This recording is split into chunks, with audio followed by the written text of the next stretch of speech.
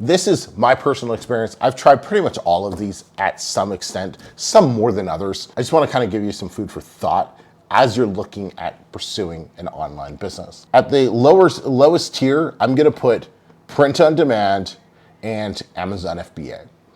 And you might be like, okay, print on demand, I can understand why print on demand is the lower tier, because the margins absolutely suck. There's way too much competition, and it's just not a very, very good business model anymore.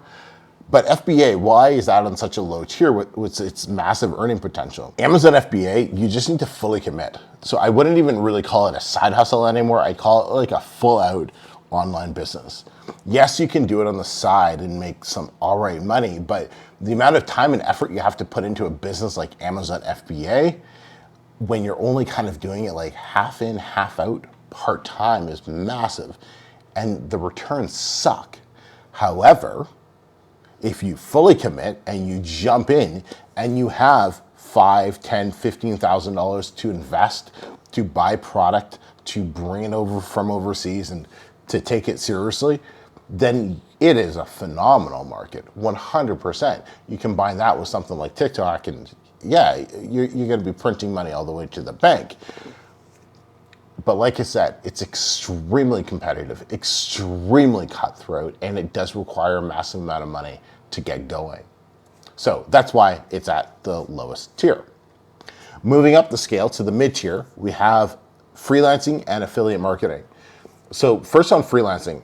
Freelancing is great, especially if you have like no money to your name. Like, I mean like no money to your name, because you can start for zero money and you can just simply sell something you're good at, some sort of service, whether it's making like book covers, whether it's teaching somebody how to use Canva or teaching somebody how to use Excel. Like, there's literally endless possibilities of services that you can provide for some money. And that's what makes freelancing such a great thing for those of you who are dead broke, have nothing to your name, or you're just starting out.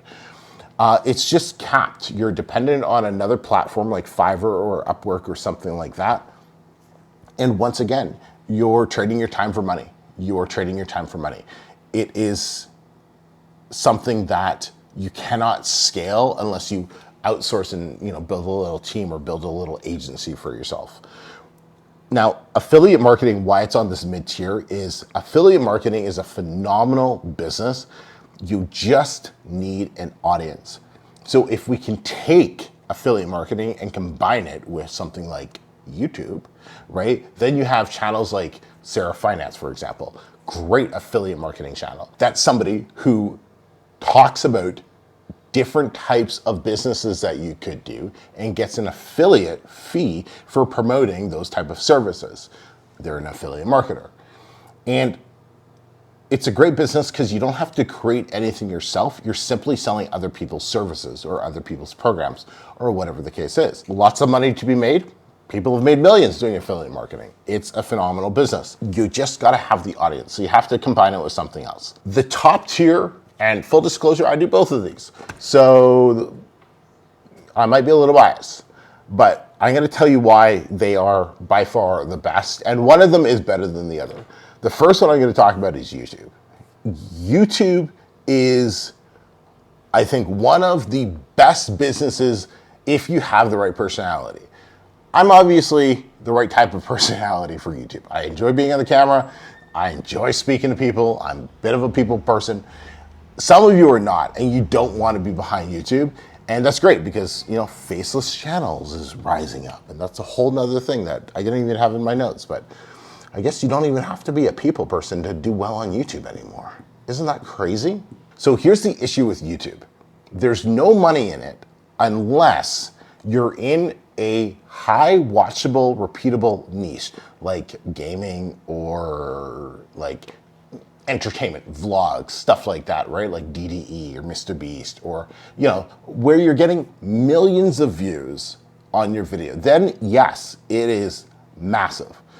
However, right, for people like myself who, quote unquote, I'm a YouTuber, but where do I make my money? It's not from the few grand from AdSense.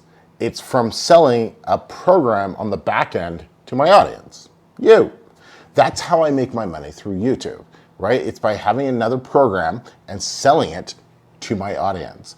That's the best way to utilize the YouTube platform.